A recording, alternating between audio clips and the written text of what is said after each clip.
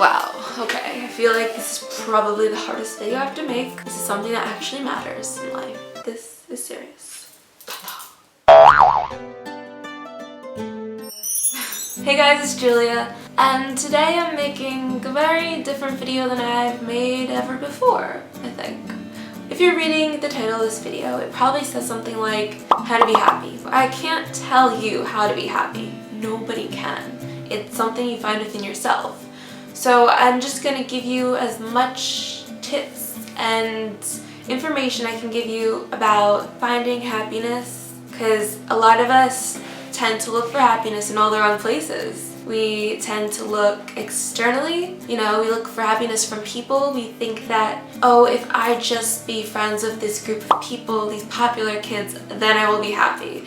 If I can just be in a relationship, I can be happy. Buy a new car, have some money, I will be happy. If I can just get that job that I really want and have a successful career, I will be happy. I'm here to tell you that none of that matters. None of that stuff is going to bring you pure, everlasting joy. Pure, everlasting joy comes from within. It comes from being content and comfortable and loving yourself enough that you can love other people and that you can help other people. I feel my most happiness when I am doing things for other people and I am helping them. I feel like seeing their smiles just brightens my day. I'm not the best explainer of this, but I'm trying. So like, I don't know, hold on, I want to fix the brightness on this. By being in a positive environment around other positive people, it will like generate positivity on you. And if you're not around those people and you can't be around positive people, well then you can try to be that positive energy in the room to make those negative people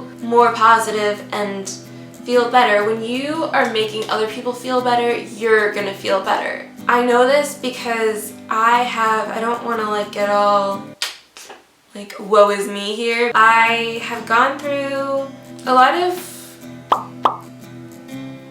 anxiety disorders and I've suffered depression from it, but I've also suffered, I don't think it's called spatial depression, situational depression, where it's like if you change your environment you can change your attitude and stuff. But then I've also suffered depression where it's like deep within, you feel like you have no reason to be upset, sad, you have no reason to feel that way, but you do. Honestly, 2 months ago I wouldn't be able to make this video at all because I was just in a very, very awful place, probably the worst mental state I've ever been in. But I found a way out of that, and I just really wanted to make this video so I can kind of help you guys if you are feeling that way. Because I know a lot of teenagers these days, I don't know what it is, maybe it was back then too, but a lot of people are just very depressed. No, I know what it feels like to be clinically depressed.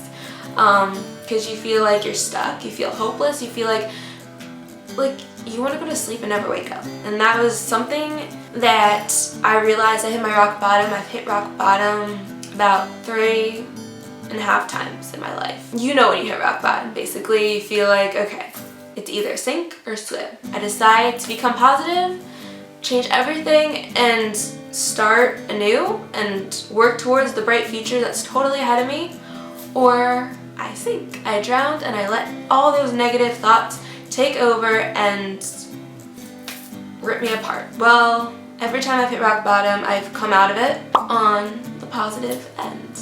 And I'm gonna be honest, like, you can never completely fix yourself. You're still gonna have triggers. The best thing for you right now, if you are in a really, really bad place and you know, you gotta take it baby steps at a time. You didn't get to that bad place overnight, and you're not gonna get to a good, positive, happy place overnight neither.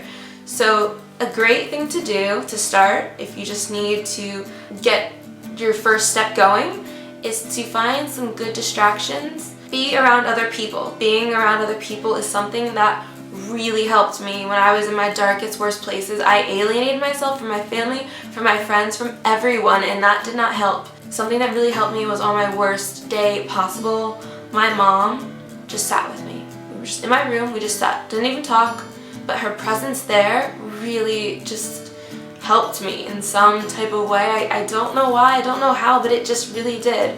So surrounding yourself by those people that you love and that love you and that want to see you get better, that will really help you. And sometimes if you can't get better for yourself, at least try to get better for the people that love you and work towards getting better for yourself, because when you're down, it's gonna affect them too. And they don't want to see you like that because it makes them feel really upset too. And I realized that there's nothing good that comes from feeling sorry for yourself when there are so many other people that you can be helping too that feel like crap. You can try to build those people up, and in turn it's gonna make you feel better. You shouldn't compare your situations, your happiness to other people either, because that's never good. Sometimes people will be like, oh yeah, you shouldn't be sad because there's other people in the world that have it worse than you, or that's like saying you shouldn't be happy because there's other people who have it better than you. You know, you can't judge people based off their surroundings and environment, because that's not the thing that makes people happy. You could have the best environment possible and still feel awful. Like, I have a great environment, I have you guys, I have so much, and I was not feeling good. And I think it's because there's a chemical imbalance in the brain that causes this stuff. Like, I've studied psychology and the mind, and I know personally I have quite a bit of chemical imbalances. No one knows this about me. I was very embarrassed about it for the longest time, but I've overcome it so much in the past 5, 6, 7 years or so. I suffered from a very, I want to say mild, but it was not mild. Mild is the opposite of what I'm trying to say. Intense form of OCD. If you guys don't know what OCD is, it's an obsessive compulsive disorder. And I don't want to say it's rare, but I don't know any specific people that have suffered from my case. I had a lot of severe fears of multiple things. I can make a video about this another time if you guys really want to know about it, if you suffer from it too. I just want you to know that you're not alone. There are so many people that suffer from anxiety disorders, OCD, depression, or just feeling like crap, you know? I am so scatterbrained in this video because I didn't plan it, but I guess the reason why I'm making this video is that I want you guys to know you're not alone and that you can get through it if you keep a positive mind and a positive outlook. And certain things that helped me were distractions, great distractions. YouTube was the best distraction I've ever found in my entire life. You guys are one of the main reasons I was able to really work through my OCD and stuff. I thought I could never live on my own, do anything on my own, let alone like walk into a store by myself. I've went on multiple planes. I never thought I'd be able to ever step foot on a plane. My camera stopped recording, but there's so many things that you've helped me accomplish that I honestly didn't think I ever would. And I read so many comments from you guys saying things like, oh my god, I wish I was you, like your life is perfect. And I read those comments and I think, no, my life is not perfect. If you only knew half the things I've gone through, you wouldn't want to be me, because I've gone through it and I've overcome so much and I feel like I'm a stronger person. And if you are at that point where you need to overcome things, just think about how in the future, when you have overcome, I mean, you're never going to be completely better. I'm not completely better. Every day is a struggle for me to work through it and get on with the next day, but I take it one step at a time. I take it one moment at a time. That's what you have to do when you are working through such mind-controlling problems. You know, even if it's like your family life or something, or it's not in your mind, or it's more like your situation, you can get through it. You can come out of it and you will be stronger and better, and it builds character, and you won't be like, why did this happen to me? Like, why did the universe do this to me? You're not going to feel sorry for yourself anymore. You're going to be happy that you were able to overcome it and become a stronger person and have compassion for others. I have so much compassion for people that are going through things. I don't compare or judge or any of that because I know what it's like. I've been there before. I guess the first step you can do to start with is obviously find something that you really love to do. Something you really love to do that you will face your fears to do that thing. And for me that was YouTube, because it's gotten me through so much.